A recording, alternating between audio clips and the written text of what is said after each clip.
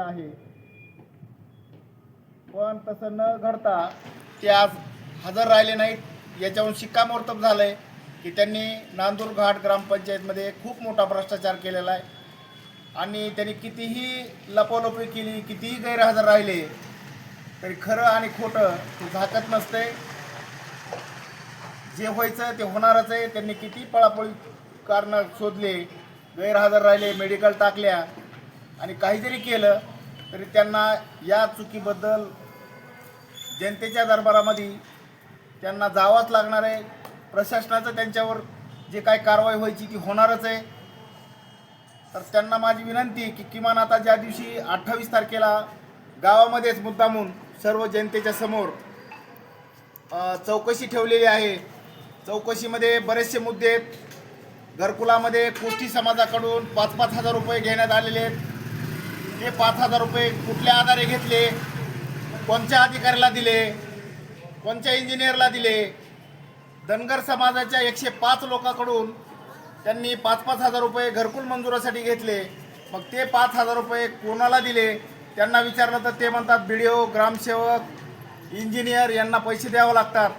मग आम्ही नांदूरच्या ग्रामसभे दिवशी BDO, घरकुलचे इंजिनियर सगळ्याला आम्ही बोलवणार आहेत आणि कुणाला पैसे तुम्ही दिले, मग अधिकारी सांगतील आम्हाला पैसे दिलेत का तिथल्या नांदूरमधल्या कुठल्या पॅनल प्रमुखाला नेऊन दिले गोळा करून, हे सगळं उघड होणार आहे। आणि आमची मागणी की 26 जानेवारीच्या ग्रामसभेमध्ये ज्या ज्या लोकांचे पैसे घेतलेत त्या लोकांचे पैसे सगळे परत करा, नाहीतर आम्ही ग्रामपंचायत उघडू देणार नाहीत जोपर्यंत तुम्ही लोकांचे पैसे देत नाहीत घेतलेले। आणि झालेल्या सर्व भ्रष्टाचाराची कबुली तुम्ही जनतेसमोर जोपर्यंत देत नाहीत, चौकशी समिती तर अहवाल देईलच, पण माझी इच्छा आहे की तुम्ही जनतेसमोर एकदा तुम्ही कबूल करा की आम्ही काय केले, कशी चोरी केली, ते पैसे कुणाकुणाला दिलेत, आणि ते कबूल केल्याशिवाय तुम्हाला पर्याय नाही। तुमच्यासमोर दुसरा कुठलाही मार्ग नाही। तुम्ही कितीही लपवण्याचा प्रयत्न करा, तुम्हाला लपवता येणार नाही। तुम्हाला बाप नाही तर श्राद्ध घालावंच लागल, हे लक्षात असू द्या। त्या फेसबुक लाईव्हच्या माध्यमातून सगळ्याला सांगतो, 26 जानेवारीच्या ग्रामसभेला सर्वजण ज्यांना ज्यांचे घरकुलाचे पैसे घेतलेत, ज्यांचे कुठल्याही योजनेसाठी पैसे घेतलेत, ते सगळे लोक हजर राहा।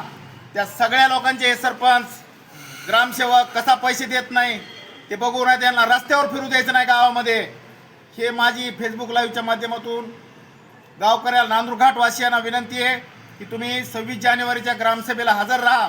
आणि ग्रामसेवक आणि सरपंचाला माझी विनंती आहे की तुम्ही आजच्या आज नोटीस काढा आणि नोटीस काढून 26 जानेवारीला तुम्ही ग्रामसभा घ्या। याच्या आधीची कुठलीही ग्रामसभा तुम्ही घेतलेली नाही, तुम्ही फक्त कागदावर ग्रामसभा दाखवताय। आम्ही पोलीस प्रशासनाला, BDO साहेबाला सांगितलंय पत्र द्या। 2 पोलिसाचे झोंगे ग्रामसभेला येणार आहेत, लोकांना हे बोलू देत नाहीत। मागच्या वेळेस पहिली ग्रामसभा घेतली होती, कुठल्याही माणसाला यांनी बोलू दिलं नाही, दाबदडपशाही केली, पण यावेळेस तसं चालणार नाही।